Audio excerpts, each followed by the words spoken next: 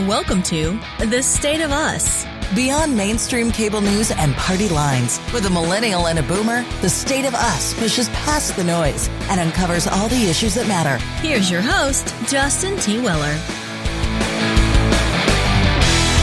The New York Times reports that Hong Kong's protest movement, which last year cowed the local government and humiliated the authorities in Beijing who direct it, is in crisis. The tactics that had pushed officials to retreat at times are suddenly inadequate against an aggressive police force, fear of the coronavirus, and a Chinese Communist Party that has run out of patience.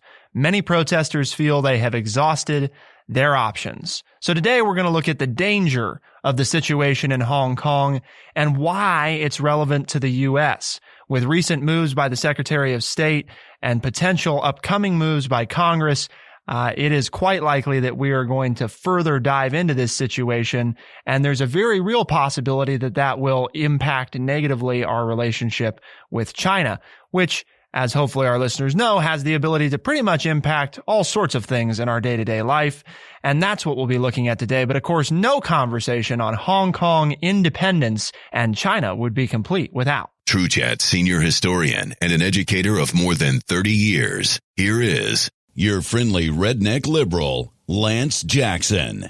It ties in so many ways, not only obviously the economy and a relationship with China and world power, but also with then protesting, because we're talking about protesting in Hong Kong and we have protesting going on in the United States, and that has caused China's, or I should say, caught China's attention. So this is a very big issue that is going to play out that's not getting a whole lot of coverage in our mainstream media. So we're going to try to catch you up to date a little bit and let you know what's going on. So here we go. You know what, Lance? It's kind of interesting that our newspaper sources, right, the Wall Street Journal and the New York Times, they've been covering this, right? They've managed. It's actually, and our audience should know, it's made the front page of the Sunday edition of the Times, and it's also made the front page, I believe, 2 or 3 times in the last couple of weeks of the Wall Street Journal. That said, I'm not aware that it's made big headlines on CNN, MSNBC, or Fox News. But also important to note, June 4th will be the anniversary, or is the anniversary, of the Tiananmen Square attack by the Chinese government. So it's also sort of timely as far as some maneuvering by the Chinese government to take attention away from that, because that's always very strongly protested, remembered in Hong Kong since 1989. So the timing of this, not only what China is doing and what the U.S. response is going to be, is very important. There's also something to do historically with the timing of this for a certain reason by the Chinese government. Well, and for people that don't know a little bit of the backstory and details about what's going on, that New York Times article, and as always, these are linked, by the way, at thestateofus.org.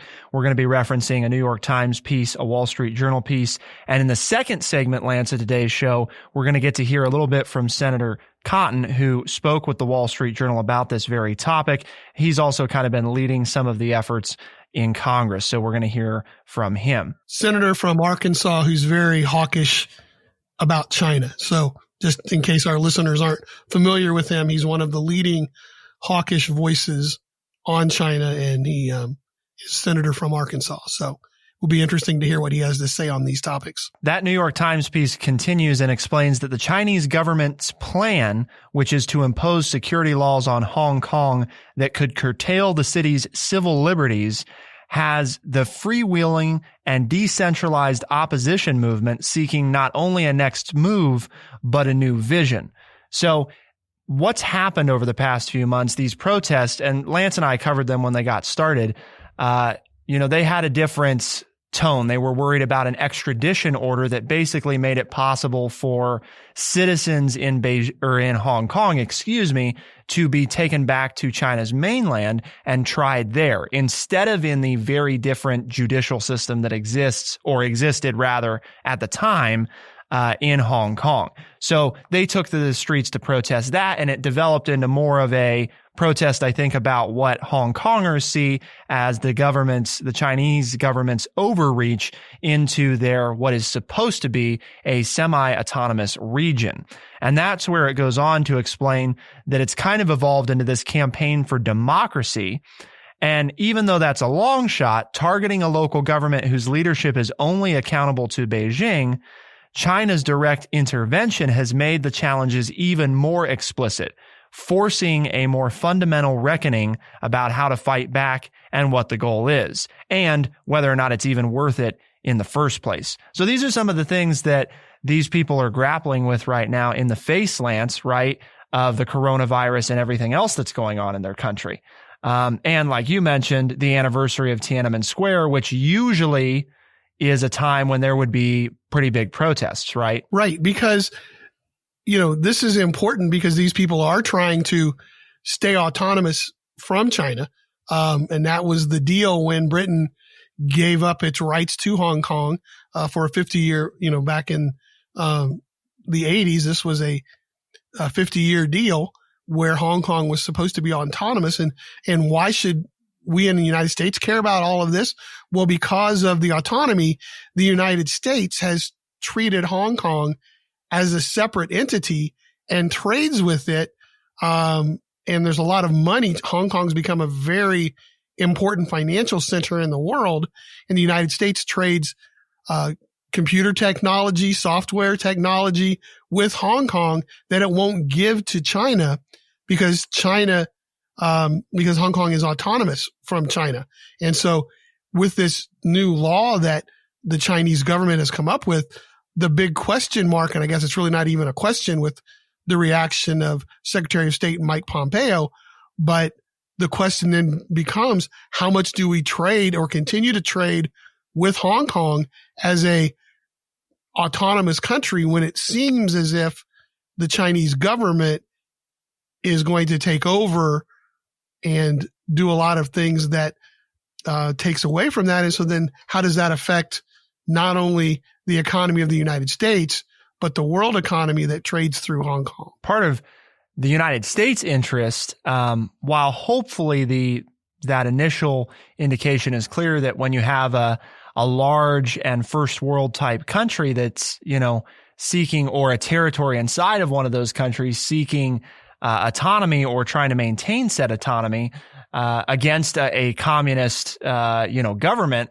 that kind of harkens back to our cause, right, in the 20th century, Lance, of, ridding the world of communism or at least stopping its spread. You've got that component into play, but also Hong Kong as a significant player in the world economy. And we have special provisions in place to deal with Hong Kong directly. And so that's part of what's actually complicating some of the protesters' calculus as of late. And this is again from the New York Times article. They explain that a jumble of students, teachers, politicians, and activists, which make up the protesters, are finding themselves at the center of a fight between China and the United States. China's leader, Xi Jinping, China's leader, Xi Jinping, sees the security push as necessary to protect the country's sovereignty, while President Trump has cast it as an encroachment on civil liberties, moving on Friday to strip away some of Hong Kong's privileges with the United States, which is, again, what we'll hear more about in the second segment. So then you've got the protesters, right, Lance, who have to take into account, they're already fighting, and that already angers the mainland. Then what happens when the U.S., it's kind of like, do you want the U.S. to take your side? Because there's probably a benefit to that, but there's definitely a drawback because that's definitely going to further upset the Communist Party, right? Well, and there's already, obviously this discussion over the coronavirus and who's at fault and the finishing of a trade deal with China between the United States and China. And now the Chinese government has become much more vigilant, much more in an attacking mode towards these protests in Hong Kong, trying to shut them down. So the Chinese government is making it much more difficult for these individuals in Hong Kong to continue their protest, to the point where some of the leaders are saying maybe it's time to stay inside. This isn't the right thing to do. Are we upsetting them to the point where there might be some repercussions that we don't want to deal with?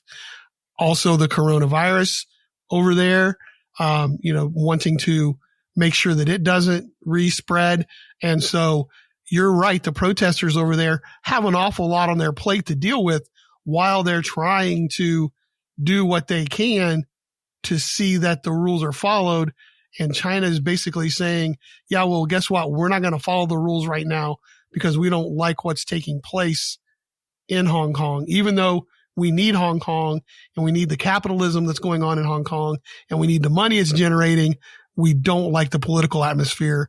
And for communist China, that means usually we're going to step in and do something. And usually that stepping in and doing something is not nicely asking or ceding ground, typically, right, Lance? No, they crack down. That's the whole point. Is they feel like the Chinese government feels like they're losing control. And so the fear is this is the first step to you either get in line or you're going to see some kind of brutal crackdown. So the thing we need to explore next is the United States' involvement, and also discuss in the third segment of the show, how involved do we want to be? And this is, I think, a question for us as citizens and for our government to face. We've already got, as Lance has highlighted, a lot going on with China, a lot of negative going on with China. And you do have to be smart, but at the same time, our principles, our values, if you have these people that truly want to be autonomous, it's important to remember this was a British colony until 1997, I believe, when it was returned. And when I say returned, it had been a British colony for like over 100 years before it was returned, when it originally belonged to China. So it returned to China again, but part of the agreement was that it had to remain semi-autonomous for at least 50 years.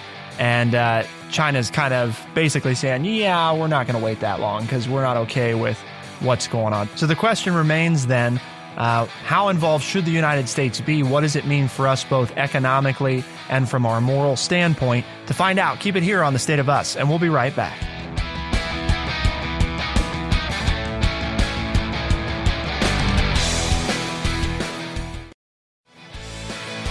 We are The State of Us. Here's your host, Justin T. Weller.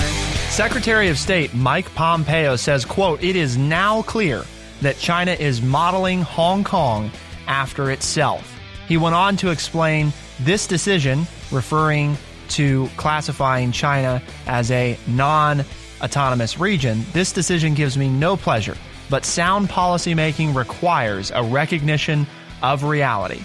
It is now clear that China is modeling Hong Kong after itself." And that is what ultimately led to the State Department, and according to a report from the Wall Street Journal, that's what led the State Department to determine that Hong Kong no longer has a high degree of autonomy from China, as Mike Pompeo stated. And the statement obviously is likely to probably upset the global financial center that is Hong Kong, and definitely aggravate Beijing and the communist government there. That determination, though, because this is another question, Lance, right, is, well, why now? I mean, some of this stuff has been going on for a while. As you highlighted it at the end of the last segment, a lot of the protests started back in 2003. Well, last year, a law was passed by the United States Congress that requires the State Department annually to certify whether or not Hong Kong remains at their semi-autonomous state or whether or not that's the case. And so because of the federal law, the State Department was required to make a judgment. And I think this is one of those things, Lance, where, right, the State Department's judgment, I mean, I don't disagree with it. With the law that was passed, I mean, I think it's pretty clear what the case is. The State Department made the right classification based on what the law required of them to do. The ramifications, though, of this are what we have to discuss, because it's not quite as simple as it seems. Ultimately, I think making the classification is probably more good than bad. I mean, you and I have been talking about this for a while, and one of the big problems is that people don't know, or people aren't seriously paying attention to this. As it's been going on since 2003, obviously, the progress is not probably what Hong Kongers would like to see. Otherwise, they wouldn't be continuing to protest. But we're finally at a point where the United States has taken a serious move. The question is, what are the ramifications of that going to be? And also, where do we go from here? What's next? We don't want to we're just going to, talk the talk. Yeah, there's some sanctions that go in place, but that's actually what Senator Cotton brings up in his first remarks here. We'll go ahead and play that, let you all hear what he has to say about what he thinks Congress's next step might be. I think Beijing is trying to crack down on Hong Kong, which has been their desire going back at least to 2003, if not to 1997, when Great Britain ceded Hong Kong back. Last year, the Congress passed the Hong Kong Human Rights and Democracy Act that requires the Secretary of State to certify if Hong Kong remains under the one country, two systems approach, having autonomy and self-government and the rights that we all somewhat take for granted in the West. If Beijing is going to treat Hong Kong like just another province in mainland China, then they should not be treated any differently by U.S. trade law. So one thing we have to look at here is was this done by the U.S. government at this point to get under the skin of the Chinese government to further a better trade deal? Was it done at this point in time to kind of deflect or detract from other issues that are going on? Is it the president's attempt to look strong against China as he is facing an uphill battle in his reelection campaign this summer with everything else that's going on? Or is this something that we're really going to take to heart here and start maybe more of a full-scale international incident? Those things are all part of the puzzle, I think, and it just depends on where you feel personally as to which ones are the biggest parts here. But there's no doubt that by doing this, we are kind of egging the Chinese government into some sort of response, and we shall have to wait and see what that response is so that then we will decide where we want to go to next. And that's, as I've always said when we talk about China on this show, the Chinese have an ultimate goal that they want, and everything they do is measured to reach that goal. So whether we know what that goal is or not, or we've guessed correctly, the Chinese government has a goal in taking this action, and it will be interesting to see how it all plays out. Now, as far as the rest of the stuff, tell me what you want me to say, because I can talk about, some of what the Chinese government now has done. We talk about protesting. So there's all kinds of things going on. The whole reason this law was put in place is because, and you kind of mentioned it, the scale goes beyond just Hong Kong. Lots of countries have used the U.S.'s kind of endorsement of Hong Kong as this type of seal of approval, so to speak, that says it's okay to do business with Hong Kong like you would with other capitalist-based economies, because we're confident that there's not some of the things going on that go on in China, like currency manipulation or the theft of intellectual property, or at least they're not going on to the same extent that they do in China. So in other words, it's safer to do business with them. So by the U.S. changing the classification, it sends a signal to the rest of the world, right, that now we have to rethink if we want to keep doing business there the same way that we have been, because if the U.S. says this in their judgment is not the case and they're not going to do it, then we might not want to either. That's kind of the big dog leading the way, so to speak, of directing the intentions of the rest of the world by us changing how we see it. At the same time, you have to understand that it aggravates Beijing because they loathe, Lance. They just absolutely hate when people try to meddle, right, in what they see as their private business. Anything that's in their country, they don't want the rest of the world involved. They didn't ask for our input. They don't want it. And they even take pretty great offense to it. It's not just a matter of we don't want your input and it frustrates us. It's a very personal attack almost, is kind of how that's viewed. And is this going to push then the Chinese government to just step in and take over in Hong Kong? I mean, are we setting the people of Hong Kong up for a political military takeover, and then China says, what do you want to do now, United States? What do you want to do now, Great Britain, Australia, Germany, all you other capitalist countries? We're going to do this. Of what value is the autonomy of Hong Kong to you? And that's where I really hope that we have, and we don't know because nobody in the government has said whether or not we have a long-term plan. As you said, what we've done makes sense based on the law that was passed. But I sure hope we've thought it through, but nobody shared what those thoughts are, that we have a response in place, hopefully 4 or 5 different responses in place based on what the communist government in China decides to do in reaction to the United States, leading the way by saying, you can't trade with Hong Kong as a capitalist country the way you used to. China continues to be this rising power. I mean, you think about when Great Britain ceded the territory back to China in 1997, Britain's economy at the time was significantly larger than China's. Of course, that's not even remotely the case now. It's the opposite. China being the world's second largest economy. And they've really had this pretty drastic rise to significance on the global scale. And so, as you point out, it's kind of they're going to do what they do, which is call the bluff, right? And say, yeah, maybe you're going to say that, but you're not really going to do anything substantial. You can slap us with some sanctions, I guess, but we're already in a trade war. And we can only afford for the trade war to be so severe for so long before you are irreparably damaging sections of the U.S. economy. I mean, we've had some conversations about that.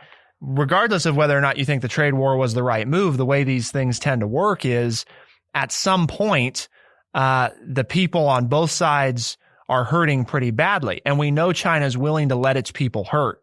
We typically aren't willing to allow our economy to suffer or our people to suffer as long as China will in the name of winning. Well, and you also throw in the pandemic and the way it has hurt the economy.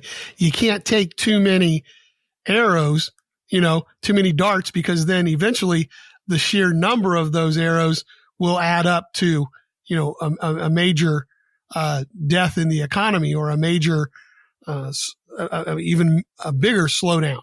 So you're bringing up a great point when you talk about the trade war has hurt the economy, then the pandemic hurts the economy. Now, what's this going to do? And it's tough to handle any more slings and arrows on the economy right now, because people are already saying if everything goes really, really well, the economists are saying, it's going to take 12 to 18 months to kind of recoup some of the losses. We're not even talking about getting back to where we were. And so you get a big trade war or go back to a trade war with China, that's going to further hurt trying to stimulate some growth in the economy to get everybody back to work and put money in people's pockets and to pay off this trillions of dollars worth of debt that we've created to try to keep things going in the meantime.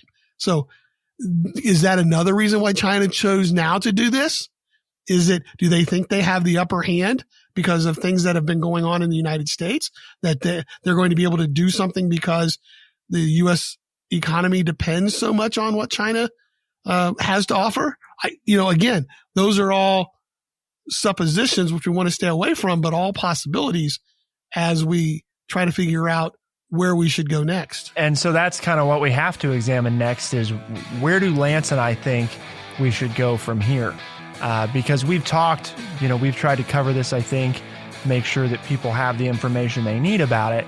But that's a big question is what should the U.S. do moving forward? With all this going on that Lance and I have discussed, what are the next steps and what's the right thing to do? Sometimes those don't line up, and that's what we've got to talk about. So keep it here on The State of Us, and we'll be right back.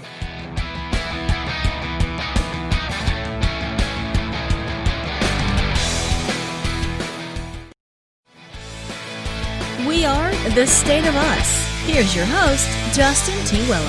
With the anniversary of Tiananmen Square looming, the question is gnawing at us. What is China going to do? about the semi-autonomous, or I suppose we should say formerly semi-autonomous region of Hong Kong.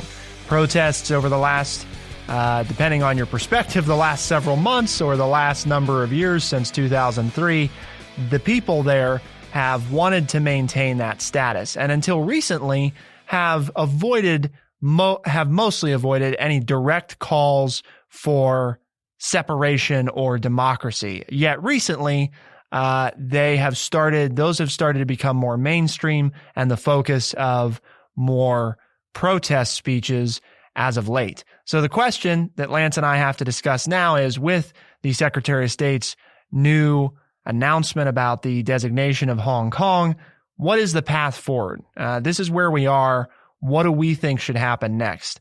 And Lance, I mean, my guess is you'd probably be able to tell listeners this, but as we've talked about this and other issues over the years, I feel that one of the challenges the United States has always faced on the world stage is our hypocrisy, our desire to stand for certain values when it suits us, and our desire to ignore situations when it doesn't benefit us, even if the people are asking for our help. I'm not saying that's what's going on in this situation, but I am saying we've had those situations before where our assistance could easily have turned the tide for some people, and it was inconvenient for us to get involved, so we chose not to.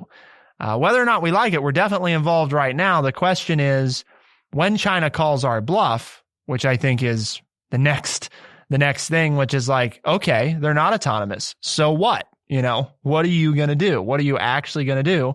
I think our question becomes, are we ready to commit to whatever we need to in order to help the people of Hong Kong achieve whatever they decide is right for them? They've kind of been tossed back and forth between these different empires in their history, and I'm not sure anybody stopped, Lance, to ask, what do the people of Hong Kong want? They want to be free and independent and make their own decision and have their own country. And one of their goals is universal suffrage, where they get to vote for their own leaders and their own parliament, not for just some superficial people to represent them in the Chinese Congress.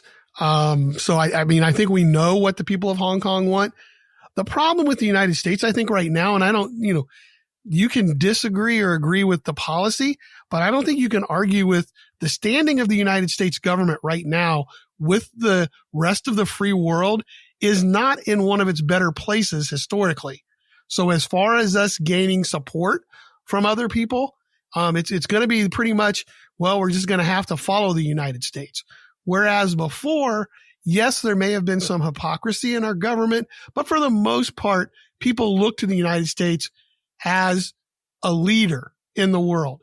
And now there are many of our former allies who are upset with the United States, and threatening things with the WHO and threatening things with the UN under President Trump, to where it has hurt our standing among our former allies. And you may say, well, that's fine. We don't need them anyway. President Trump's going to, if you're a President Trump supporter, well, we don't need them and we're going to go in and we'll just do what needs to be done. Okay. That's different than it has been historically. We normally have the backing of the other capitalist democratic countries in the world. I don't know if we have that right now. And I just say that in all honesty. It's not a complaint. It's not me trying to point fingers at somebody, whether it's good or bad. I have an opinion on whether it's good or bad, but I think it's awful hard to argue with the fact that that is the situation. So now we have to take a stand pretty much on our own. And herein, and I will not believe in any form or fashion that the upcoming election and the events that are taking place in the country with the pandemic and our own protests right now will not have an effect on our decision. But for me to figure out what President Trump's going to do, I can't do that. If you can, I'm glad to listen, but I can't figure out, I have not been able to figure out for 3 years what he's going to do. So to decide to let our audience know right now what our reaction is going to be, I don't have a clue. In many ways, Lance, I think this is a big test for us right now. And I think, as far as what will the president do, I don't think anybody except the president knows that, and he may not even know that yet. Obviously, anytime that you're near an election, that affects everybody that's involved, because even if they want to be, objective, you can't be. We're human. We're not immune to the things going on around us. To my point about the test that we're facing, there is this real and I think validated fear that China is and has been working to replace the United States as the leader of the world. Well, that's their ultimate goal. And the thing is, they will wait. They're patient. They are not in a hurry. That's a long-term goal. Understand, China's been around a lot longer than the United States and has had its time of being a world power in its history. I think we forget about that. We very much look at, we're the United States. We've been around for, 200 plus years, and as a British colony for about 400 plus years. And so by God, we've been around a long time.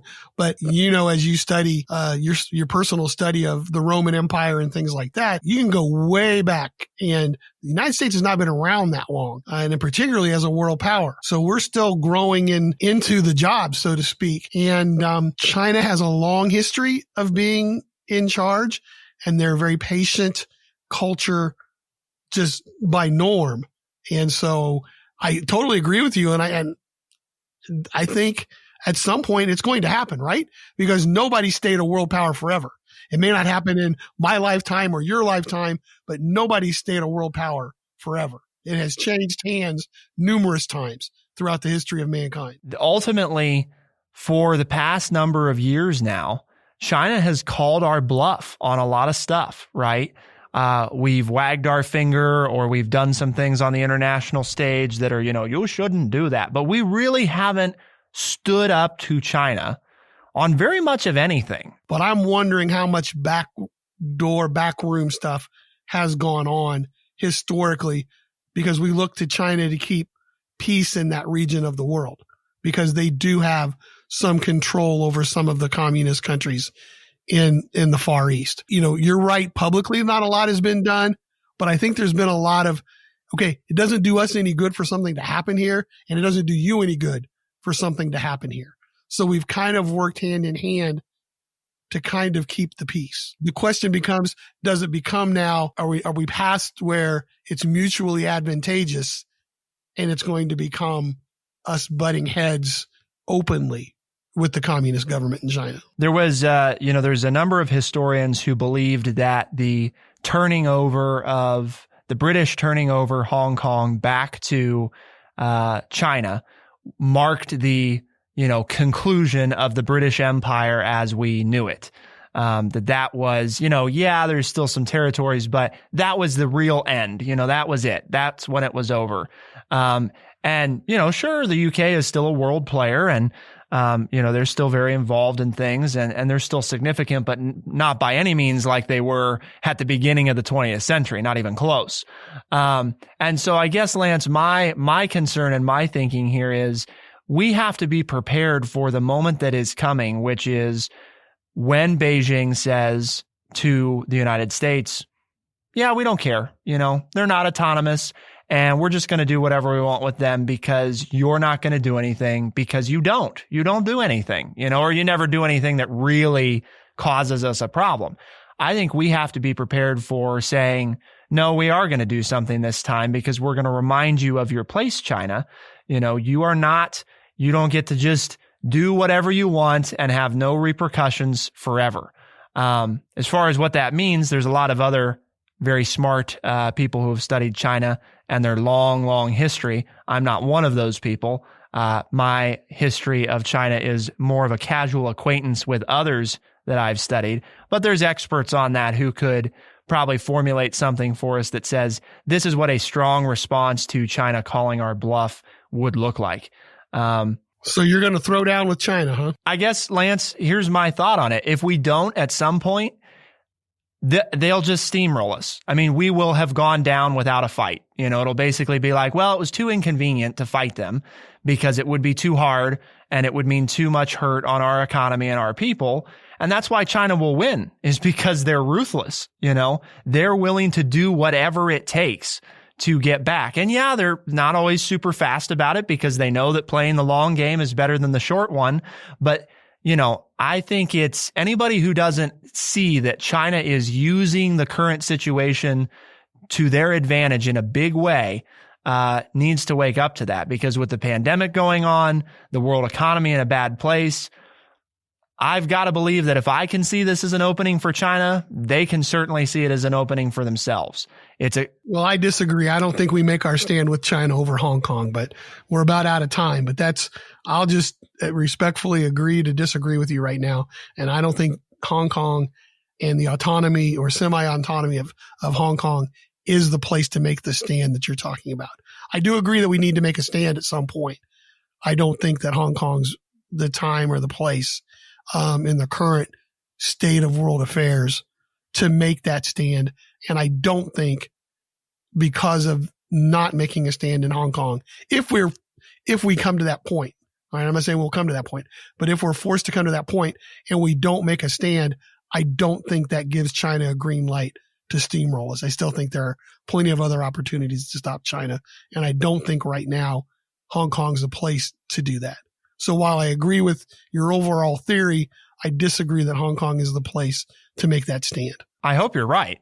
I mean, that would be my hope, because I don't think we're going to make a stand. I don't think we're going to make a stand. Remember, though, our mission here at True Chat and what we've tried to do here today is to educate people by providing honest, open, and respectful conversations. So we don't necessarily agree on what should be done, but hopefully we have educated the audience, and so they can now work from at least some platform to delve into this issue a little bit more and come to some conclusion for themselves. And if they agree or disagree with either one or both of us, that they let us know, because that's all we're trying to do is stimulate that conversation so that this doesn't come out of left field for people like, oh, where was this? I was so busy with COVID-19. I was so busy with Floyd. I was so busy with the president.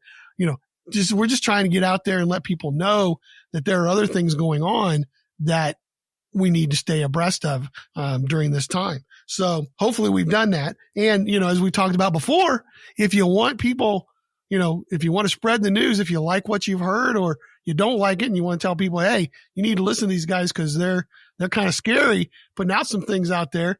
Either way, though, we'll take the listeners, but you can tell them, you can find us here at The State of Us on Spotify, Stitcher, Apple Podcasts, and anywhere else fine podcasts are found. Right, because The State of Us is both a syndicated radio program and a podcast. The podcast episodes are Tuesdays and Thursdays, and on most radio stations, you'll find us on the weekend. So be sure to visit our website, thestateofus.org, for all of that latest info, along with we have a substantial list of books that Lance and I have been covering since we started that back in, I think it was November of 2019. We've got them all listed there on the website. You can check them out. We've had some really rewarding interviews that we've been fortunate to have, so please do take a look at them. For The State of Us on True Chat in Urbana, Ohio, I'm Justin T. Weller. And I'm Lance Jackson. Special thanks to our producer, Bradley Butch, for getting this all together, and thank you all for tuning in. We'll see you next time. Be the change.